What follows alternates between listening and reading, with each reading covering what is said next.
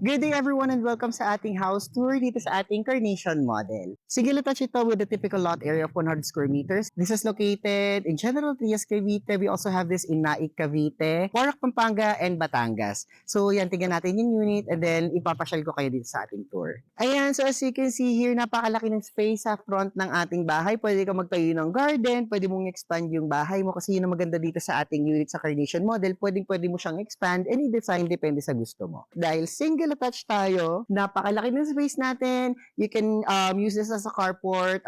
Kasya dito dalawang big cars. So this is the turnover for our Carnation. This is bare type turnover. No? Ang kagandahan kasi sa bare type turnover, you can design your own home, your choice, kumbaga. So ito ang ating turnover. This will be your living room and then pwede ka maglagay ng iyong dining area dito.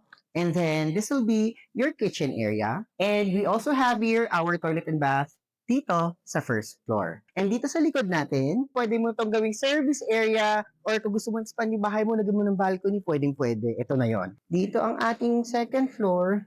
Ayan, and this is the second floor for our Carnation model. And this is our second and toilet and bath. Bali, common toilet and bath siya dito sa second floor. So sa mga interested dyan, you can message me. Here's my Viber and WhatsApp. You can follow my social media accounts, The Millennial Ninong, for more updates and promos. And I'll see you soon. Free treating tayo everyday. Salamat!